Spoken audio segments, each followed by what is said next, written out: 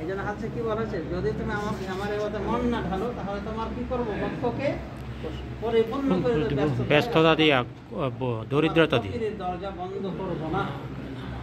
তাহলে আমরা কি বুঝলাম, আল্লাহর ইবাদতটা ঠিক রেখে বাকি কাজগুলি করতে হবে। কিন্তু আমরা অনেক সময় বলি কাজ করতে হবে আগে, তারপরে ইবাদত সমাধান করলাম না করলাম, আর আবার বলি আমাদেরকে ইবাদত করার সময় আছে, আমরা যে ব্যস্ত আছেন আরো ব্যস্ত করে দেবে আল্লাহ। আর আপনি যেটা চাচ্ছেন সেটা আল্লাহ কিন্তু দিবেন, কারণ আপনি দুনিয়া নিয়ে ব্যস্ত হয়েছেন আখিরাতকে বাদ দিয়ে। সুতরাং আখিরাতকে বাদ দিয়ে আমাদের সাথে পরিশেষে বলবো যে আমরা এখন কিন্তু জিলহজের প্রথম তারিখে প্রবেশ করেছি। আরবিতে দিনের আগে রাত আসে। পহেলা জিলহজের 10ই জিলহজ, মানে পহেলা জিলহজ থেকে 10ই জিলহজ পর্যন্ত এই দিনগুলির গুরুত্ব অপরিসীম গুরুত্ব, অনেক গুরুত্ব। কিন্তু আমরা বিশেষ করে বাঙালিদের একটা হতভাগ কথায় বলা যায় যে এগুলো নিয়ে আলোচনা হয়। রাসূল সাল্লাল্লাহু আলাইহি ওয়াসাল্লাম বলছেন, মা মিন আইয়ামিন আল আমালু সালিহু ফিহা আহাব্বু ইলা আল্লাহ আযজা ওয়া জাল্লা মিন হাযিহিল আইয়াম, ইয়ানি আইয়ামুল আশর। এমন কোনো দিন নাই যে দিনগুলির সৎ আমল এই দিনগুলির থেকে আল্লাহর নিকটে বেশি প্রিয়। বলে ওয়ালা জিহাদ ফি সাবিলিল্লাহ ইয়া রাসূল, তারা বললেন, সাহাবারা বললেন যে ওয়ালা জিহাদ ফি সাবিলিল্লাহ ইয়া রাসূলুল্লাহ, হে আল্লাহর রাসূল, আল্লাহর রাস্তায় জিহাদও কিনা, মানে এই 10 তারিখের আমল মানে এতটাই প্রিয়। রাসূল বলছেন যে অন্য দিনের কোনো আমলে এতটা প্রিয় না।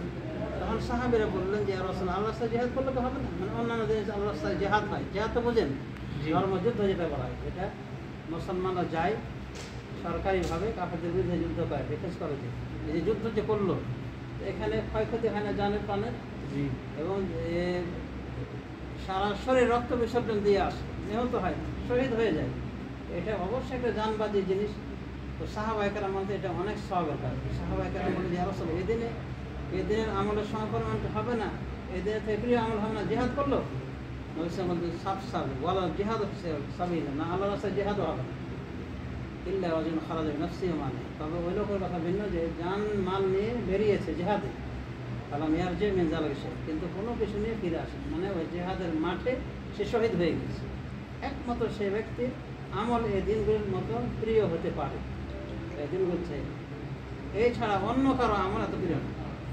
এখানে একটা প্রশ্ন থেকে যায়, রমাদান মাসটা এত গুরুত্বপূর্ণ, তো রমজান মাসও কি এখানে ফেল হয়ে গেল? কারণ এই হাদিসে বলছে, কিছু কিছু আলেম বলছেন যে হ্যাঁ, রমাদান মাসের থেকেও এই দিনগুলির আমল বেশি ভালো, উত্তম। তবে রমাদান মাসের শেষ দশক এটার কথা ভিন্ন, কারণ এই শেষ দশকের রাতে কি রয়েছে, রমজান মাসের শেষ দশকে কি রয়েছে, লাইলাতুল কদর। লাইলাতুল কদর বেজর রাতে বিশেষ করে সম্ভাবনা রয়েছে, যে লাইলাতুল কদর এবাদত 1000 মাস থেকে উত্তম। তাহলে কি আছে যে এই দিনগুলি বলছে, এই দিনগুলোর মধ্যে আল্লাহ নিকট অন্যান্য মাস, অন্য দিনের আমল প্রিয় না। তো এই রমজান মাসও কি এর ভিতরে পড়ে যাচ্ছে? হ্যাঁ, পড়ে যাচ্ছে। তবে রমজান মাসের শেষ দশকের রাত্রিগুলি এই দশকের, এই জিলহজের প্রথম দশকের রাত্রিগুলি থেকে উত্তম। আবার এই দশকের দিনগুলি, এই পহেলা জিলহজ থেকে 10ই জিলহজ পর্যন্ত এই দশকের দিনগুলি রমজান মাসের শেষ দশকের দিনগুলি থেকে, এইভাবে ওলামায়ে কেরাম সমন্বয় করে, শেখ হুসাইন তাইমিয়া এভাবে সমন্বয় করেছে উভয় মাসআলার ভিতরে। তাহলে বুঝতে পারেন কতটা গুরুত্বপূর্ণ। হয়তো রমজান আসলে আমরা কি ভালো হয়ে যাই, ভালো সেজে যাই, কোরআন তেলাওয়াত করি, জিকির আজকার করি, দান খায়রাত সাদকা করি, রোজা রাখি ইত্যাদি। কিন্তু এই দিনগুলি যে আসছে আমাদের ভিতরে, কিন্তু বাঙালির ভিতরে কিন্তু পরিবর্তন খুব একটা দেখা যায়, কারণ ওরা জানেই না যে দিনগুলি এতটাই গুরুত্বপূর্ণ। আরবের লোক দেখবে অনেকেই এই দিনগুলিতে রোজা রাখে, একবারে 9 তারিখ পর্যন্ত, কুরবানির আগের দিন পর্যন্ত। তো এই হাদিসের ভিত্তি করে সুতরাং আমাদেরও কিছু পরিবর্তন হওয়া উচিত, এই দিনগুলিকে গুরুত্ব দেওয়া উচিত, যে দিনগুলিকে আল্লাহ তার রাসূল সাল্লাল্লাহু আলাইহি ওয়াসাল্লাম গুরুত্ব দিয়েছে। সুতরাং ইবাদত বন্দেগী আমাদের এই দিনগুলিতে একটু ভালোভাবে আরও করা উচিত। ফরজ জামাতের সাথে পড়বই, সুন্নাত নফলগুলিও ভালোভাবে পড়ার চেষ্টা করবো। অনুভবে যে কোনো শতানো, এখানে ধরে মেথে বলা হয়নি এই শতানো, তো শতানোর ভিতরে রোজা রয়েছে। বিশেষ করে 9 তারিখের রোজা, যেটা আরাফা রোজা বলে, এই রোজাটা আমরা রাখার চেষ্টা করি কুরবানির আগের দিন। এই আরাফার রোজা রাখলে ননহাজিদের জন্য বিশেষ করে বলা হয়েছে, উৎসাহিত করা হয়েছে রোজার পিছনে, রোজা রাখতে। এই দিনে রোজা থাকলে 1 বছর 2 বছর বিগত আগত 1 বছর মিলে, মানে 1 বছর আগের 1 বছর পরে মিলে 2 বছরের গুনাহের কাফারা হয়ে যায় একটা রোজা রাখে, বুঝছেন? এই সুযোগ আমরা হাতছাড়া করবো। যে কোনো আমল, যে কোনো আমল জেহাদের থেকে উত্তম। আপনি জিকির আজকাল সুবহানাল্লাহ, আলহামদুলিল্লাহ, লা ইলাহা ইল্লাল্লাহ, আল্লাহু আকবার, অন্য দিনে যে করেছেন এই জিকিরগুলি হাজার গুণ উত্তম ইনশাআল্লাহ এই দিনগুলিতে এই জিকির করুন। কারণ যে কোনো সাত আমল, আপনি 1 টাকা দান করেছেন এই জিলহজ মাসের আগে 10 তারিখের আগে, পর যেটা ফজিলত হাজার গুণ এর থেকে উত্তম হবে যদি আমরা এই দিনগুলোর ভিতরে এই খরচাটা করি। আল্লাহর নিকটে এই দিনগুলি আমল অত্যন্ত প্রিয়। এই জন্য এই দিনগুলিতে আমরা যে আমলগুলো করতে পারি, ফরজ নামাজের পাশাপাশি নফল নামাজ পড়ার চেষ্টা করি, সুন্নাত, নফল, তাহাজ্জুদ যা পারি।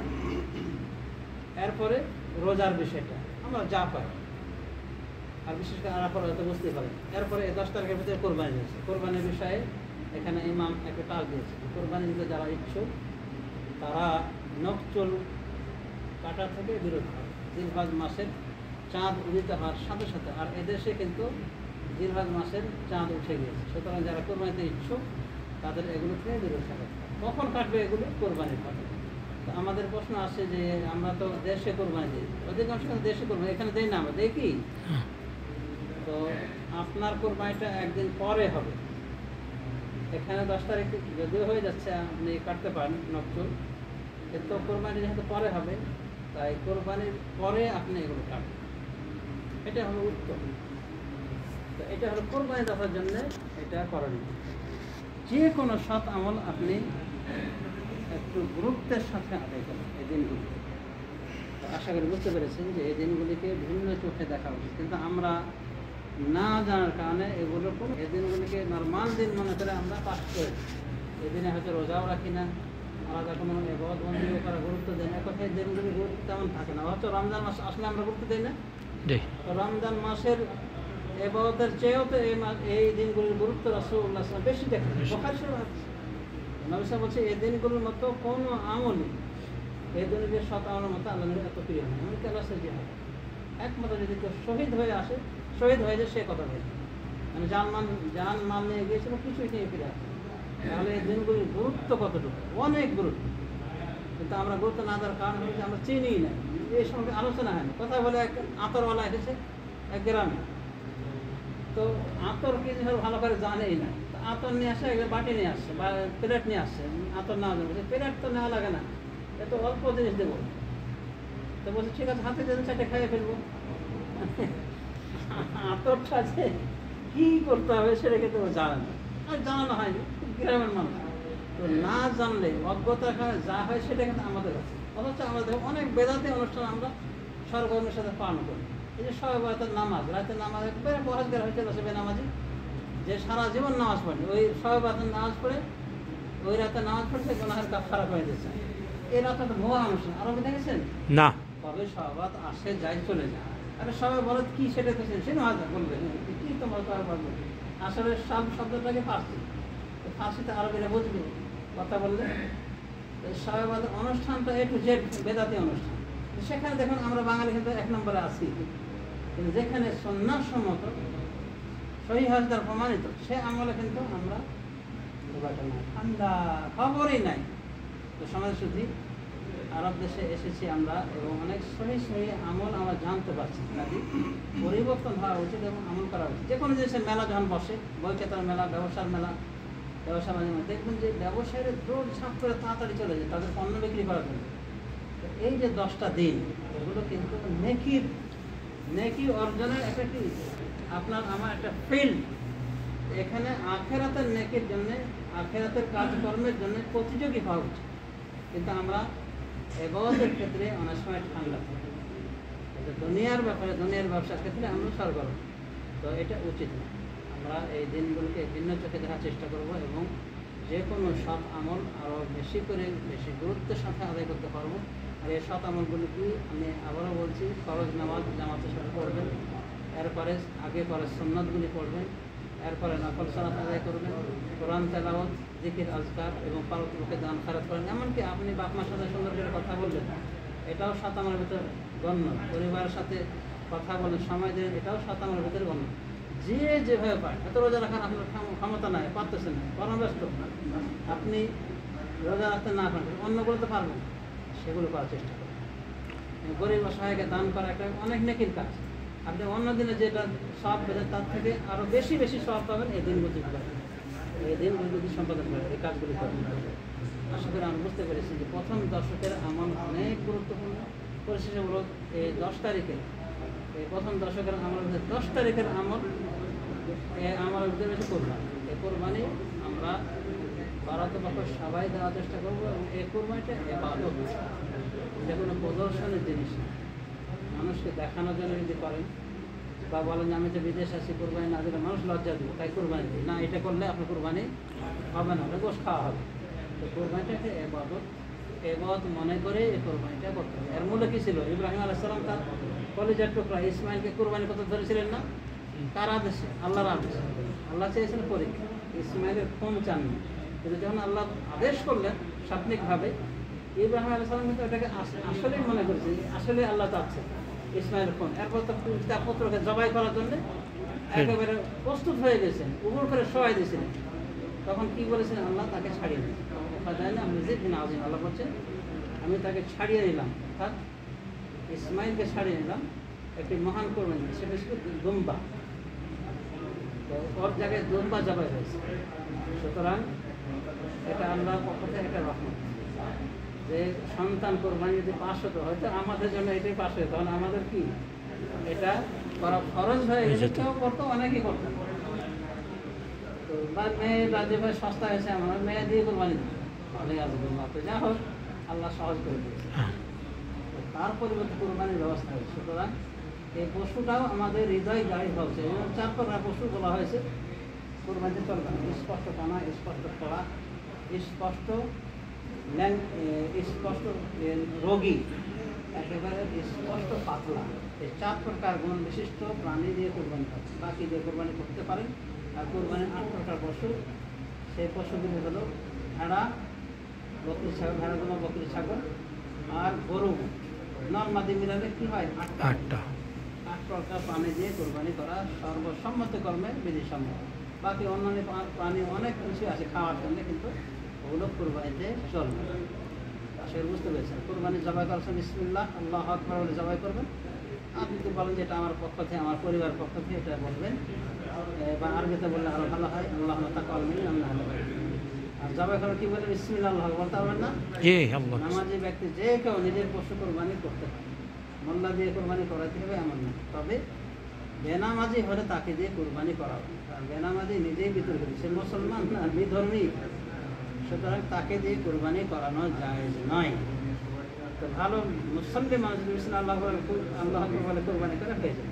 এদিকে জটিল হওয়ার কিছু নেই। কোরবানির গোস্ত সব আল্লাহর ওয়াস্তে পুরো কোরবানিটা, সুতরাং এখানে কোনো বিনিময় হবে না। কষাই খেয়ে গোস্ত হওয়ার কিছু দিবেন, তো এই কোরবানির কোটা বাছা করে দিল, সেই জন্য আপনি দয়া করে দিয়ে দেবেন।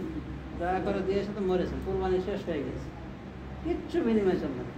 এমনি আপনি গরিব মানুষকে বিতরণ করুন। 3 ভাগে ভাগ করা জরুরি না, মোস্তাহাব। কোন আলেম বলছেন যে 2 ভাগে ভাগ করুন, আধা ভাগ নিজের জন্য, আধা ভাগ ওই দান বা হাদিয়ার জন্য, এটাই ভাগ করছে। তাহলে এই বিষয়ে অখণ্ড কিছু প্রমাণ নাই। আপনি সামাজিক অবস্থা দেখে বিবেচনা করে বস্তু ভাগ করুন। এক সমাজ, কোনো সমাজে দেখবেন 3-4 জন মিসকিন আছে, বাকি সবাই কি বিদেশ করা প্রতিষ্ঠিত, সবাইকে 1 ভাগ দিবে ওই মিসকিনের বাড়িতে? ও তো বিল গেস্ট হয়ে গেছে গোস্তের, মানে ওর বাড়িতে বেশি গোস্ত কোরবানি না দিয়ে। তো শরীয়ত এমন না, শরীয়ত একটা ভারসাম্যপূর্ণ সামাজিক বিবেচনা দেখে আপনি কোরবানির গোস্ত বন্টন করেন। 3টা ভাগ যে করতেই হয় এমন না, মোস্তাহাব বলছে। তারপরে গরিবের ভাগটা ক্ষেত্র বিষয়ে বাড়াবেন, কমাবেন, ঠিক আছে? এই হলো কথা। এক কথায় কোরবানির গোস্ত বাবদ, পারিশ্রমিক বাবদ কাউকে কিছু দেওয়া যাবে, পাশাকে একটা টুকরাও দেওয়া যাবে না। এই কোরবানির পারিশ্রমিক বাবদ, হ্যাঁ, আপনি দেওয়ার পরে যদি পারিশ্রমিক দেওয়ার পরে যদি মনে করেন সেও একটা গরিব মানুষ, সেটা কথা আলাদা। কিন্তু আমাদের ভিতরে অনেকের ভিতরে অজ্ঞতা চলছে, কোরবানির পশু জবাই করছে, যে জবাই করে দিচ্ছে ওকে কাল্লা দিয়ে দেবে, মানে মোল্লাকে কাল্লা দিয়ে দেবে। কাল্লা দেওয়া মানে কি? কোরবানিটা আপনার বাতিল হয়ে যাচ্ছে, কিছু করা যাবে। শুধু আল্লাহর ওয়াস্তে এই কোরবানির গোস্ত খাবেন, দান করবেন, সদকা করবেন। এই ছিল কোরবানির বিষয়ে কিছু কথা, এবং 10 তারিখের আমল বিষয়ে কিছু কথা সংক্ষিপ্ত আকারে। আর একটা বিষয় মনে রাখবেন, বিদেশ আসছেন, কিন্তু যদি আপনার হজ ফরজ হয়ে থাকে, হজে যাওয়ার সামর্থ্য থাকে, দেরি করবেন। আমরা মনে করি শেষ বয়সে বুড়ো হয়ে হজ করে কবরে চলে যাবে, এটা কথা ভুল। কবরস্থানে অনেক মানুষ আছে এরকম, যারা এরকম পরিকল্পনা করেছিল যে বুড়ো বয়সে আমি হজ করব। হজ করার আগে সে দুনিয়া থেকে বিদায় হয়েছে। আপনি আমি যে এভাবে বিদায় হবেন কোনো গ্যারান্টি আছে? এই জন্যে হজ নিজের দায়িত্ব রেখে কবরে যাবেন না, এই বিষয়টা খেয়াল রাখবেন। আমি জানি না কারোর উপর হজ ফরজ হয়েছে না হয়েছে, কিন্তু হজ যদি ফরজ হওয়ার যোগ্যতা থেকে থাকে হজ করার, তাহলে হজে বিলম্ব করবে না। দেখছেন তো দিন দিন হজের যাওয়ার কি কঠিন হইতেছে, টাকা পয়সা বেড়ে বাড়তেছে। যাচ্ছে দিন দিন। সুতরাং যোগ্যতা থাকতে হজটা করে নেন। হজ না করে মরেছেন তো আপনি নিজেই মরে গেছেন, মানে জাহান্নামের ঠিকানা যেন করে করে আপনি পরে মারা গেলেন, এটা ঠিক হবে। পরিবারকে মজা মস্তা করার জন্য রেখে গেলেন টাকা পয়সা আর নিজে হজ করলেন, এটা হয় না। এটা কবিরা গুনাহ হজ ছাড়া। এমনকি ওমর বিন খাত্তাব থেকে এসেছে যে ওটা এক প্রকার ইয়াহুদি বা খ্রিস্টান, যে হজে যাওয়ার সামর্থ্য থাকার পরে হজে যায়। ওই ইহুদি হয়ে মরক বা খ্রিস্টান হয়ে মরক, কোনো পরোয়া নাই আল্লাহ, সত্য কথা। সুতরাং এগুলোকে জ্ঞান ত্যান ভাবা উচিত নয়। হজে যাওয়ার সামর্থ্য আছে, চলে যান। এই বহুদের পরিকল্পনা হাতে নিয়ে অনেক সময় ধরা খেতে হয়, হয়তো মৃত্যু চলে আসলো বা হজ করার ক্ষমতা থাকলো না। তো এগুলো আসার পূর্বে, প্রতিকূল মুহূর্ত আসার পূর্বে করলে, হজ ফরজ হলে হজে চলে না। আর রাসূল সাহেব বলেন যে হজের কারণে, হজ উমরার কারণে কি হয় না, ফকির হয় না মানুষ, আরও আল্লাহ তার সম্পদে বরকত দেয়। পরিশেষে এই কথাটি বলে আমি আলোচনা শেষ করছি। আর হজের ফলে বুঝতে পেরেছেন যে নিষ্পাপ শিশুর মতো ফিরে আসে হজ করে যদি কেউ আসে। আর কাছে বলা হচ্ছে পূর্বের সমস্ত গুনাহ মাফ করে দেয় যদি কেউ হজ করে আল্লাহর ওয়াস্তে। তবে আল্লাহর ওয়াস্তি করতে হয়, মানুষকে দেখার জন্য নয়। মানুষ হাজী সাহেব বলবে আর আপনি মনে মনে হাসবেন, হ্যাঁ খুশি হবেন, এই জন্য না।